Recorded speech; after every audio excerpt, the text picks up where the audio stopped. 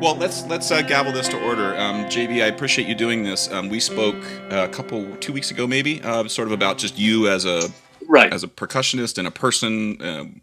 Talked about your time growing up just during World War II, and talking about the National Association of Rudimental Drummers and all that stuff. And I sort of was fascinated just by all the little nooks and crannies of your life, and the things that sort of pinballed you along the way to Eastman, and then also how that affected not only just the studies at Eastman, but the the number of careers you've had an influence on, not just through Jason. Jason and I have talked in minivans for the last 15 years about his time at Eastman, and the differences between that and my time at Akron, and Adams at Oberlin, and Eric at Peabody. So I'm really grateful for you joining me back here with Jason, because I kind of just want to sort of state an overall umbrella prompt here, and then kind of try to let the two of you figure out the rest. Eastman, clearly for 50 years or so you were there, and it clearly has had a huge impact on the music world, everything from Steve Gadd and Paul Simon to Percussion. And I'm curious how you see the development of Eastman's program in particular, and how your role there changed over the course of your career. So that's my big picture prompt. I don't have anything prepared past this, so I'll sort of turn it over to you and see where we want to go. Well, It's a big question, I know. I'm sorry. No. Eastman is about, and the doors opened at Eastman in 1921, so it's going to be 100 years old in 2021. I was fortunate to get there in 1951, and prior to that, Eastman and the orchestra, the Rochester Philharmonic, was a small, not one of your major orchestras, but it was an orchestra that George Eastman started for the city of Rochester, because he wanted his people who live in the city of Rochester to enjoy music. Although he was not a musician, he did enjoy and knew the importance of music in their lives. So from those days, 1921 through, I can only relate to what my teacher, William Street, told me when he started teaching at the school. And in 1935, as I told you when you and I talked, the first percussion graduate of Eastman was Ollie Zinsmeister. And then he went into the United States Marine Band, and he stayed 20 years. And in 1951, I took 1955, I took his place in the band, and went in for 4 years from 55 to 59. He came back to Eastman in 59, and I found a home. I found a home at Eastman. Gordon Peters was here at that time, and my first graduating class at Eastman in 1968, I taught in the preparatory department from 59 to 1968. And then my first class was Steve Gadd, Bill Kahn, and Ruth Kahn. That's not fair that got to be your first class. I'm sorry. Jason and I have taught at universities now a little bit, and it's just not fair that was your first class. So I'm just going to call that out right now. You guys, for a teacher to surround themselves with talent, it certainly makes the job of teaching easy. For instance, I'm looking right now at Jason. Here he is. I remember well Jason's days. And Jason, I could tell, one of the things that I, as a teacher, would always do when I first get to know my students is I wanted to know their strengths and their weaknesses, and also where their head is, where they think they're going to be. I knew you were not going to be an orchestra percussionist. How could you tell? I could tell by the way you were thinking, the way you were playing, and the things that you played on your recitals, and the things you were involved in. And when I see that happening, the worst thing I could do would be to squelch it and say, no, you have to be an orchestral percussionist. I was never like that. I always like to let the students do what they want to do. Then I get to know them better. They get to know themselves better, and improvement is much quicker. So that's how I felt about your days. I was looking up in a book, the book I wrote called Percussion Matters. And in your class, in your class was Peyton McDonald, or well, he was a a grad grad student. Yeah, student. yeah, absolutely. And of course Blake Tyson, Lawson White, and guys like that. You were surrounded by a lot of great thinkers, and I enjoyed it. For me, it was always a pleasure because so I knew you could play all the excerpts. That's not that big a deal, but I knew that was not where you were going, and I let you go where you were going, and you were going to great heights in you and Soul Percussion and all you guys. And I really feel sorry for you now that in the world that we're living in, where as a freelancer or you are connected with the college and so on, and you have that background, but now even colleges, my only connection I have with Eastman right now is my history of percussion class, and they just canceled that because it's not one of the major parts of the curriculum.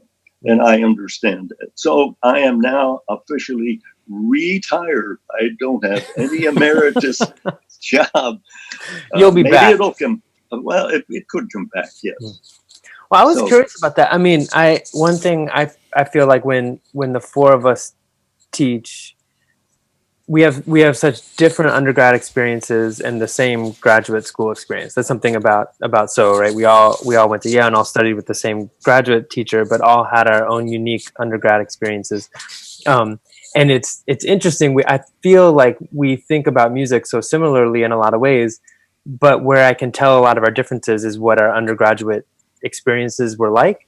And I realized that, I've been curious how conscious your approach was, because I feel like a lot of people go a lot of different directions out of Eastman.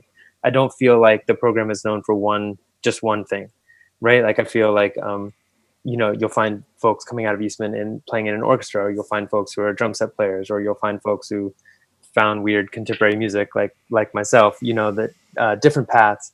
And I was curious how conscious that was of the way you taught, or how much it was just kind of instinctual for you, or just early on did you think, I mean, I guess if you had Bill Kahn, Steve Gadd, and Ruth Kahn in the first class, maybe that's starting a certain path, because I'm sure there's similarities between those folks, but Steve Gadd and Bill Kahn also have their own uniquenesses, Oh yeah, well, Steve, his background was pretty much rudimental. He played in a drum corps and so on. Bill Kahn came from the Philadelphia area, and his influence was the Philadelphia Orchestra and those people that were there, Hinger and so on. And then Ruth was from somewhere around Pittsburgh, Wilkinsburg, I believe, something like that. And I knew a little bit about her background because I studied in Pittsburgh also. So each of them had different backgrounds. And they studied with Bill Street, my teacher, for a couple of years. And then when I took over, they happened to be in my class. So that was kind of neat for me. I just jumped right in, got on the saddle, took a hold of the reins and say, "Okay, guys, take me where you want me to go." and that was fun for me to watch them grow. And, Bill Kahn is still in Rochester, and he and I still communicate quite a bit. And he, like the rest, like everyone in the world right now, we are all confined to our homes, and we don't get out much anymore. We do social distancing, which is necessary. And that's why I feel sorry for you guys at this point, because your main function is not playing in a big symphony orchestra, but you have to go out and communicate with people. And when you can't do that, that puts a real burden on you all. But I've seen some of your things that you're doing now through the internet and so on, and I really admire you for what you're doing. My ability is the internet is pretty juvenile. I really don't know much about it, Us but too, really. I can turn it on and I can talk on it. So We're zooming right now, JB. It's working. Yeah, but that's true. Yes. So because to me, I feel like so many students who I still keep in touch with now, who I was in school with, who are, Eastman alumni, I feel like at some moment after the fact, we all have these moments where we think of some little thing that you said that has this crazy impact 10 years later, like these little nuggets that were planted that kind of like land, many years later. And I think everybody in some way will refer to you in some style of kind of a Zen master teacher, like in a maybe, in the moment, maybe you don't always know what is being, how heavy some piece of advice is. And then later it's like a little, kind of goes off. And for me, the idea that,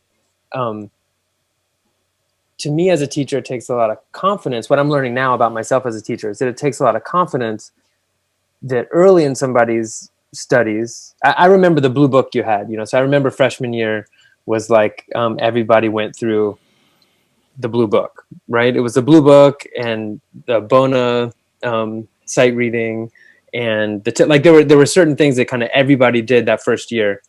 And then people were able to kind of find their own paths more and more. And that's something that we've taken in our teaching with undergrads as well.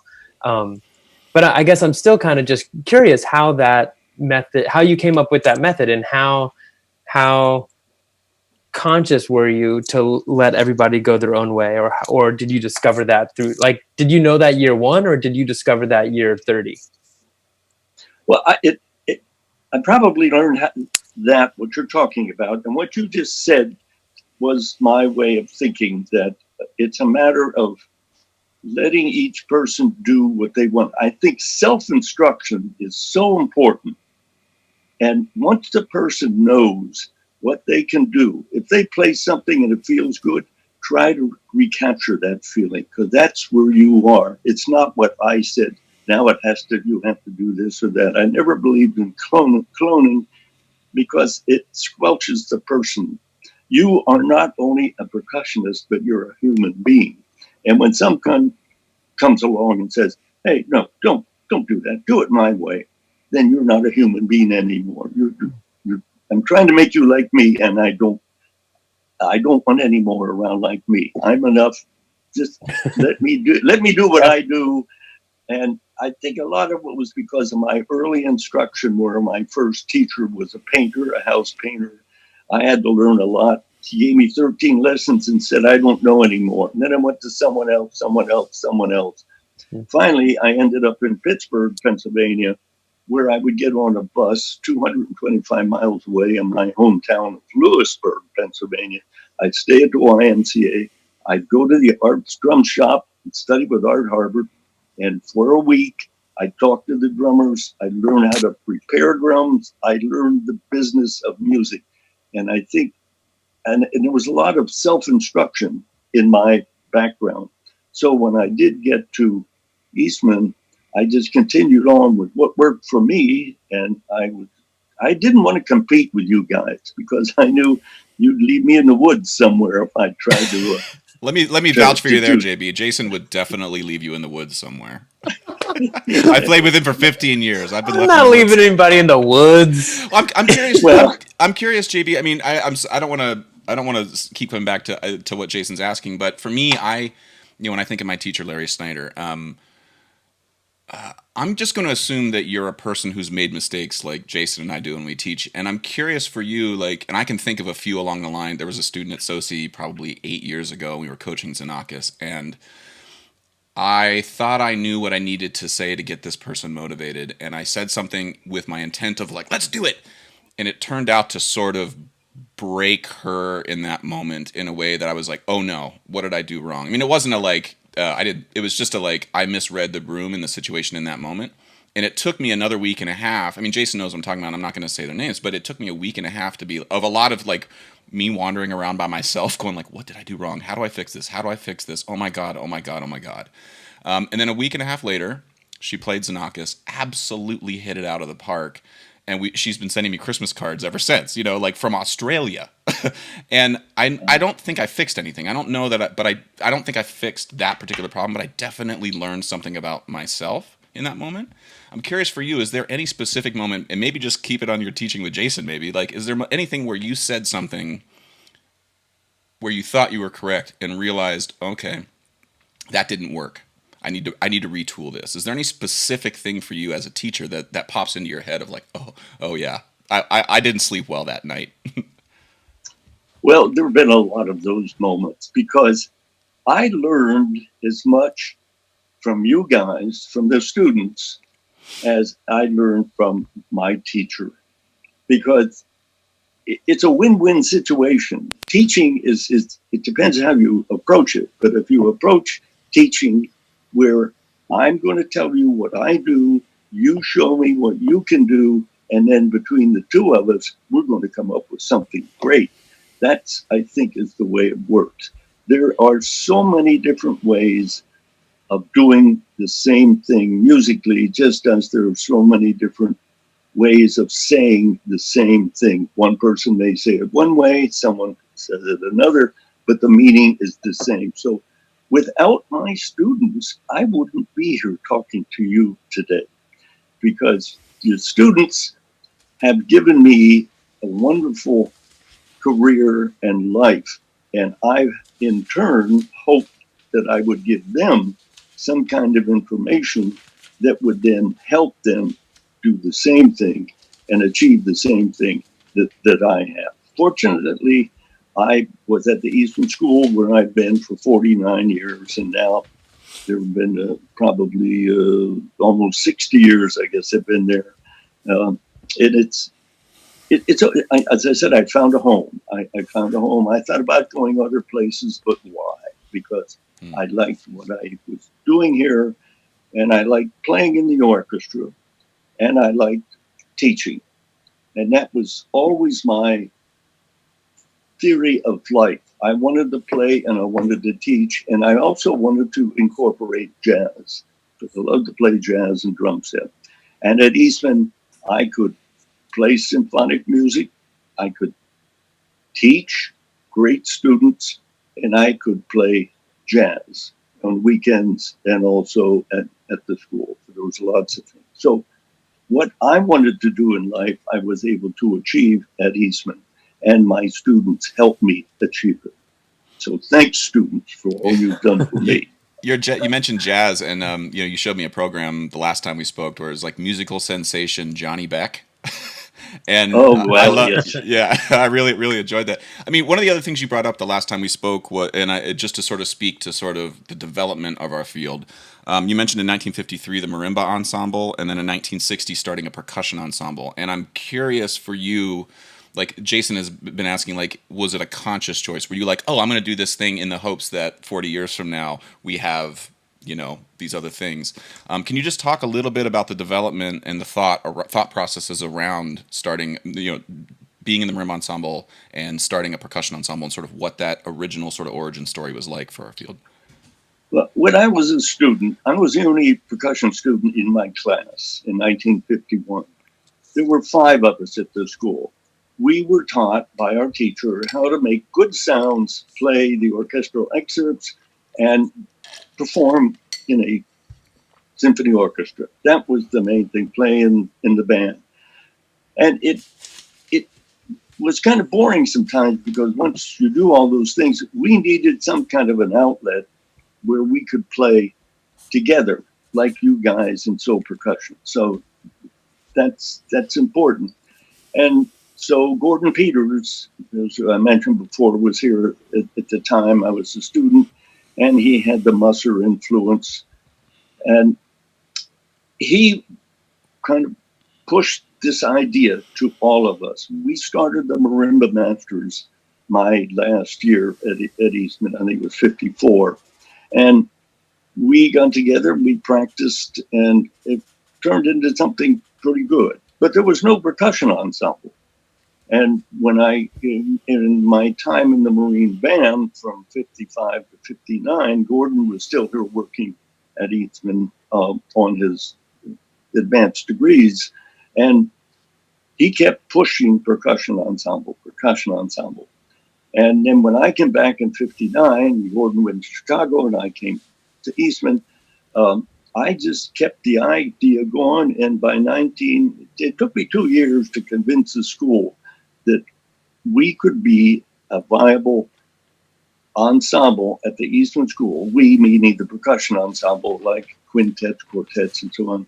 And that we should be given credit for this. So I think it was 1962, we started getting credit for playing and in percussion ensemble. And we also went to the composition department and say, look, guys, start writing for us. And we gave little mini lectures to them about what percussion can do, the range, and so on. So it was just a natural evolution from the ideas that were running around in our heads in the 50s and into the 60s, and now it's become a very viable part of the curriculum at the Eastman School. So we all had this idea. It gave us something to do, and the marimba ensemble, the percussion ensemble, became a type of ensemble where we all got together. It was social as well as musical, like you guys do. When you get together, you just don't go in and play. You talk to each other and you have fun doing it. And that's what it's all about. You know, I was thinking actually the first piece of percussion ensemble music I played was, didn't Gordon Peters write this, the Swords of Modeling? Yes, he did. When I was in high school, I played that piece. I studied with Vera Dalen. I don't know if you remember the Musser influence. Yes. You know, I studied with Vera Dalen. I do remember her. Yes. Yeah, and so she had, you know, I was in high school wanting to start a percussion ensemble because I was bored in the back of the band, not knowing what to do, and we would be allowed to go off every once in a while and rehearse something. And I remember that was the piece we got to do. Have you been, or you too, Josh, have either of you guys been reading, or you may have read this before, JB?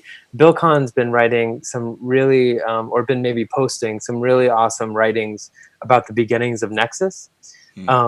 And I think so much about how many of those folks, not all of them went through your program, but a few, yeah? Is it just, I mean, well, Bob Becker, yeah, for and sure. Bill Kahn, yeah, were both in my class. Yeah, and they talk about the first shows that happened were in Kilburn Hall. Sometimes they were duo shows, you know, before they were the whole, but it was all in the early 70s moment. And Bill's been writing about this, which has been amazing. I haven't seen that. But yeah, it's really, really cool.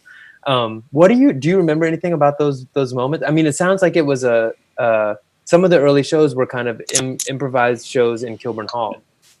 Your first, someone who you may know was like Warren Benson. Remember? Sure, Warren Benson? He was teaching composition here. And he also had a lot of influence on the beginning of Nexus. And I do remember the first concert they played when they all just went out on the stage, no music stands, just instruments, and they played their concert. I do remember the beginning of that. And Warren was behind of that too. He encouraged them to do it. And I think improvisation has always been a big staple of their repertoire. But one nice thing about the Nexus is that they can play so many different styles of music, and they from rudimental drumming right through. And I think that's one of the reasons they became quite successful. I remember really early days of So. We went on what almost feels like a little bit of a mecca to meet Nexus, and we drove up to Eastman, and I actually remember we played outside of Java's. Like we got a show at Java's, but it was summertime, so we played outside. And I remember because Doug Perkins was playing then, and we were playing the Xenakis piece on djembe's Oko, which me and Josh have had a good giggle about many a time, because I'm not sure we were playing that piece very well on the djembes.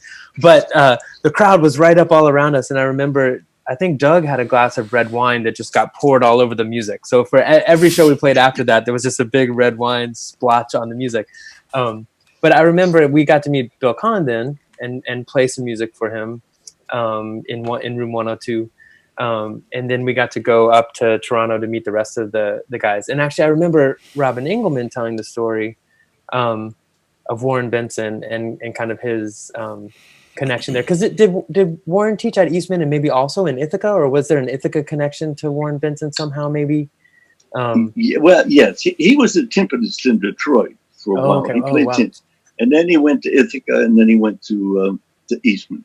He taught percussion at Ithaca, maybe composition also, but at Eastman, he was in the composition department. Right. Okay. Because when you talk about all the different styles that Nexus plays, I remember first meeting all of the guys in Nexus and asking them each like for a memorable moment. And, you know, of all the moments that I would imagine they would say, I don't know, playing, you know, because they had played the Takemitsu Concerto so many places, you know, or, you know, like their work with Steve Reich or their work with John Cage or anything. Robin Engelman said, closing a long roll with I think it was with the Hellcats. Is that the Three Camps?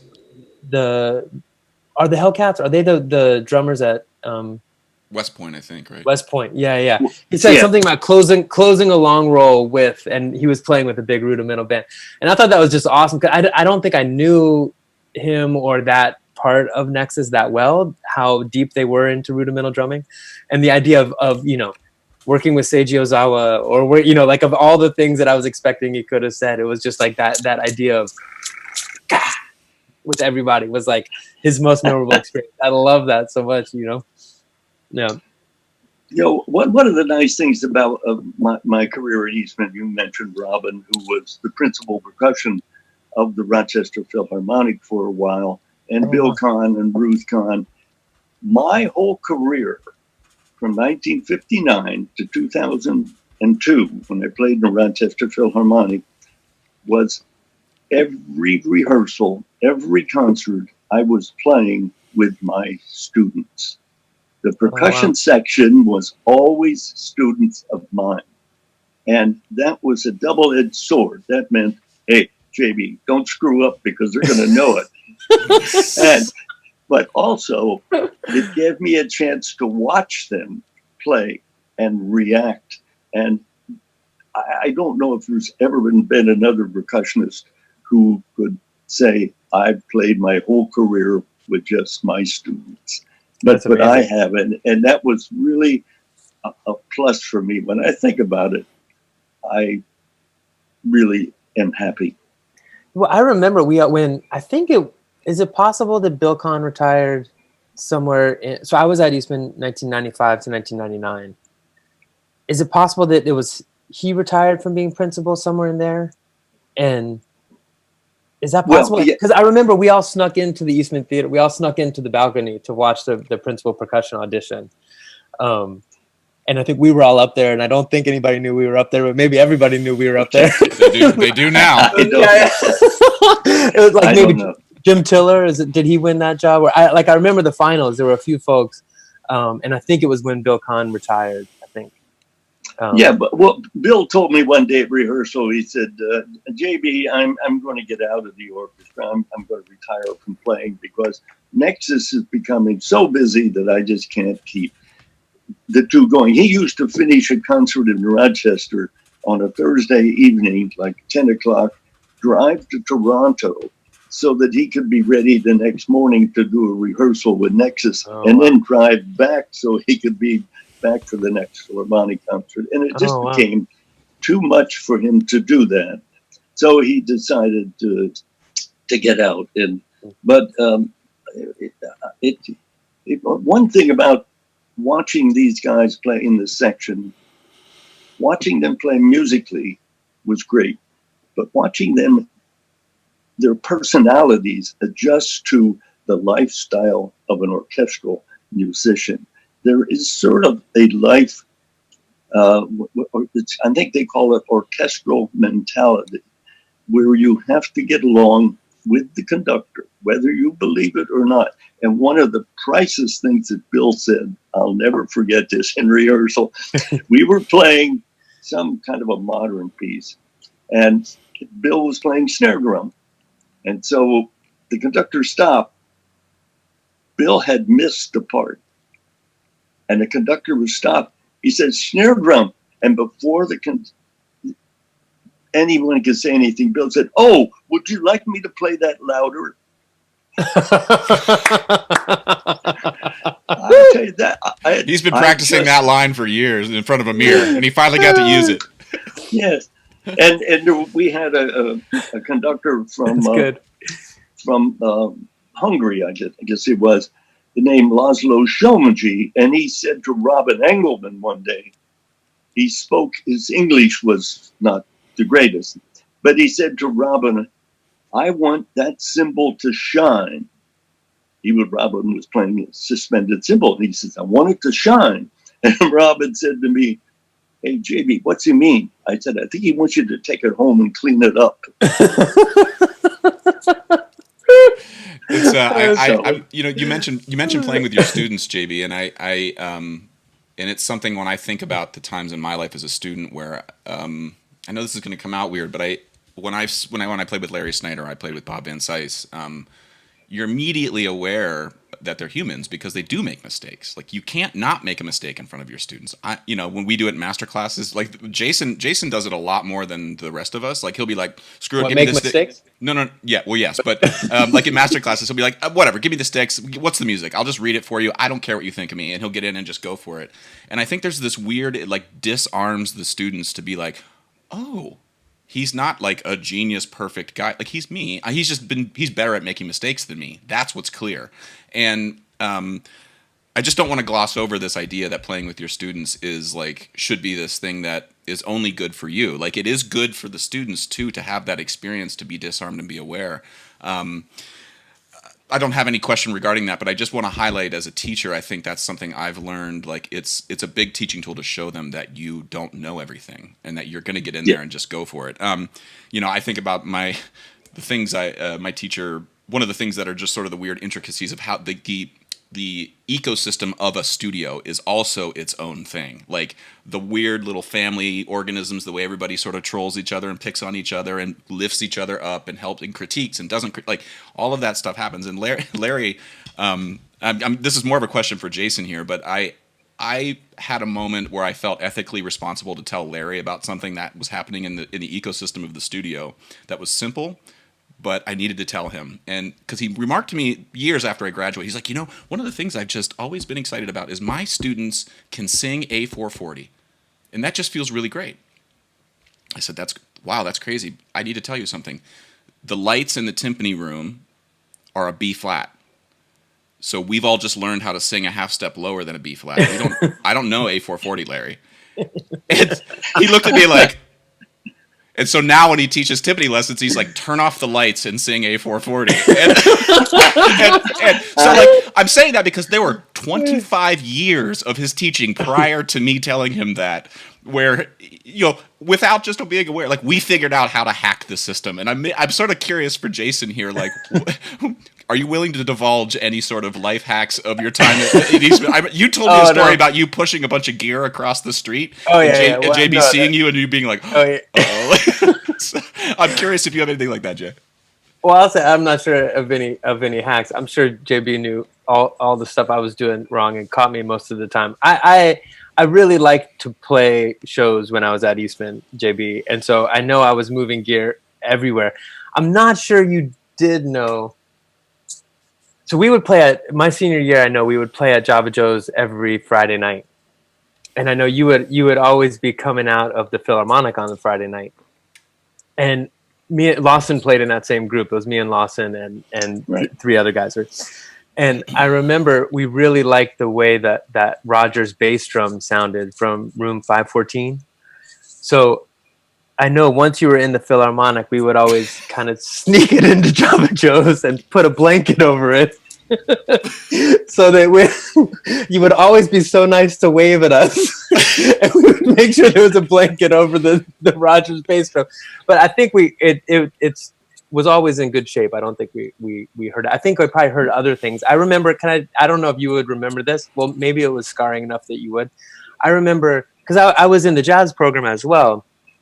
And so there was moments where I wanted to play marimba in the jazz room on the 6th floor, but there was no way to get a marimba there. And so I remember we discovered if you put a 4 1/3 marimba on its side, it would fit right in the elevator. And I remember one time on the 6th floor, the elevator door opened and you were standing right there, and me and Lawson had it on its side. Of course, it was you and Lawson. Like, that makes total sense. It wasn't That Peyton. was that- Peyton respects marimbas way too much to do that. Yeah. That was the Brentwood marimba that It was. used to do that too. I think it was. Remember, yeah. I remember that, but that Brentwood, I think it's long gone. I don't know where it is anymore. I imagine. But and you know those carts that little trap tables. Oh yeah, with the carpet on it. Yes. Yeah. And I remember someone used that as sort of like a sleigh or going down the hill. They get it going and they jump on it. Well, one time I think the wheels came off and it crashed and burned. And all those things I did learn about, but hey, that's part of life. And there's you probably never saw this, but back in the, I think it was the early, mid 70s, there was a movie made by the students. I've heard about it. I don't think I've seen this. You've heard about it. Okay. Yeah, I've heard about it. Yep. Oh, well, did Michael Bird have something to do with it, or was this? No, it this wasn't. Was 70, Mike. so this was pre. Yeah. I'm sorry, I didn't hear that. No, I may be conflating because I've also heard some Michael Burt stories. Mike was. Yeah, he was. Everyone had a sense of humor and a human side. That's what I liked about teaching, to get to know you guys, and so the Brentwood and all the things that would happen, I would learn about. Hey, no one got hurt. It's a sense of humor. Everyone's smiling, and that's important. So it didn't bother me that much. That's pretty good. One thing I remember, just to sort of come around the home stretch here, I remember you at your retirement party. I think, again, Jason, I've been in probably at this point for 7 or 8 years. I don't know how long ago you did this. They had that party at PASIC for you where you gave a little speech. I didn't really know you. I knew of you, and Jason had talked to me about you and said, "Hey, let's go check this out. JB's going to talk." And I was like, "Okay, sure." And Steve Gadd was in the room. Like all of your whole studio, if they were alive and in Indianapolis, were in that room. And you said some nice things, and you were like, one of the things that people have said about me is I'm not always the most inspirational teacher. And you were like, and you kind of looked right at Steve Gadd, and you were like, I just wanted you to know that you weren't always that inspirational either. And I thought, like, that is kind of like the perfect button to, like, it's a way to say, like, I love you, but this is a two-way street, and you didn't always kill me either. And I'm just like, I think about that, like, when I'm in a room and I'm trying to figure out how to make that moment in a room with a student feel exciting, I think of what you said. I'm just like, oh my God, I feel like I am digging, like I'm digging a ditch right now. This is physical labor to get you to be excited. And, Yeah. So I'm just curious just how that thought in your head, like for you as a teacher, has morphed over time. Just sort of, how do you reminisce now looking back on your time, looking at all your students, look at the impact you've had, looking at the variety, like music history has changed because of you pushing your students in different directions. And I'm just kind of curious for some final reflections looking back on your time here. Again, that's my prompt. I don't have a more clear question. I'm just kind of curious for some final reflections here, and from you as well, Jay. Well, wait, Josh, say that again. I'm not sure I caught the meaning of that whole thing. Oh, sorry. What would you like me to talk? Just when you said that statement, I feel like it was a really just honest sort of like, I love you all, and let's just acknowledge that it's not the simplest thing to be a teacher. It's not the simplest thing to be a student either. It's a struggle. Right. You do it every day. You just have to do it every day for 50 years, and even then, you won't figure it out completely. Right. I think it's wrong for a student to come to a lesson and force the teacher to give them something that's going to be monumental at that moment. it's important that the student come to the lesson and maybe give the teacher something that's monumental to that moment. I mean, I think it's wrong for the student to think that they must be inspired by the teacher at every lesson, because the teacher, it may not always be inspired by what the student has brought. So between the two, maybe some little snippet. You mentioned earlier in this talk about maybe 20 years from the time you were a student, something that was said when you clicked. 20 years rehearsal you could be in. Oh, I remember my teacher said something like that. And I think that's the kind of way you have to approach learning. Learning is not something that's going to be handed to you in a spoon and say, here, drink this and you're going to be tomorrow. No, you have to work for it. You have to practice. And you have to take all of these ideas that you get from the teacher, from your colleagues, your peers, and from just walking through the Eastman School or any music school and listening what's coming out of these practice rooms. All of this goes into your head. And then a group like that, Selfinstruction or Nexus and so on, you have all of this baggage going around in your head, and you can then improvise. I think improvisation is something that is important to do. It's something percussionists do well, because I guess in the early days, 90% of what they did behind the drum set was improvisation. They didn't really study the drum set. They just listened. You have to listen. And you have to make good sounds. The sounds have to be pleasing, and the player has to be relaxed and comfortable and sell this product that they're now giving to the listener. When you sell your product with all of the good quality that we just mentioned, then you're going to be successful. Jason, you have any? I just keep thinking of like you're the Phil Jackson of percussion teachers, JB. Like that's just like Jay has always called you the Zen master, and I feel like it seems like a big picture sort of hands off approach, but it's a long game approach, I think, and I just want to sort of highlight that. And Jason, you have any final thoughts before we wrap up? No, I agree. You said earlier, JB, you said I've learned as much from my students as they've learned from me, and I remember like if we were having this conversation even 10 years ago or 15 years ago, definitely when I was a student, I always thought that was kind of a platitude that I didn't understand. Like, oh yeah, sure, And I remember the first time we taught our Percussion Summer Institute, I remember emailing all of the students afterwards and saying, I used to hear teachers say this, and I didn't understand what they were saying when they say, I've learned as much from you as you've learned from me, kind of idea. And I remember emailing all the students and saying that like, this is the first time I've really experienced that, where I am energized, I am thinking differently because of what the students brought to the conversation.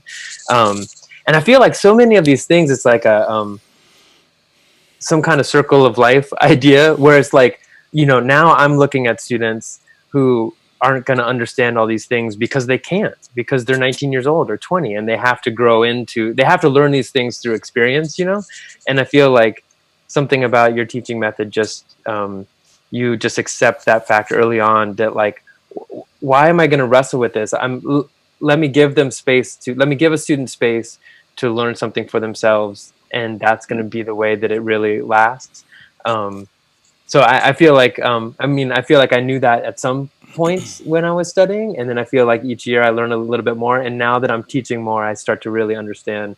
And it will continue. It will continue, Jason. You're going to learn more and more. You probably don't remember this, but somewhere you guys were playing soul percussion, and Lawson was in it, and you let me play it with you in the concert, Pieces of Wood. Yeah, remember that moment? It was at Blake Tyson. It was in Arkansas. Right. Yes, I do, because you signed our block. For me, that was one of the biggest thrills I've had in my whole career. It just, you guys allowed me to play that little whatever. Yeah. And then like 60 years or 50 years later, I got to play with Nexus. I saw Nexus start. I knew all the guys. Some were former students, but they never let me play in the group. But one time they did, and I played with them now several times, and it's always a ball. It's always memorable. Really is. Well, JB, and Jay, I really, I don't know. In the world right now, I feel like I'm more and more aware and thankful for conversations in my life. Like I'm just being selfish right now. I learn more about myself and other people just by sitting and talking, and not necessarily having a particular set of like an agenda with questions lined up that we need to bounce through.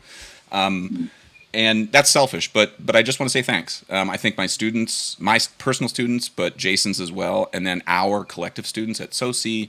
I appreciate you being on the record with just sort of your story. I think it will influence more people than I'm even aware of, or that I think or hope will be influenced. So finally, just thank you. I appreciate it very much. And Jason, thank you for your time. And I hope we can do this again sooner than later, even if we don't have to put it out for the world. This sort of thing is really, really fun for me personally. So thank you. Yeah. Absolutely. Well, thank you for asking me. It's a pleasure for me. It's like going, if you guys don't fully, Jason and Josh, you'll all understand as you get a little older how important these moments of your teaching and playing are to you in the future. Right now, I'm 87 years old, and I'm really enjoying what I'm doing right now.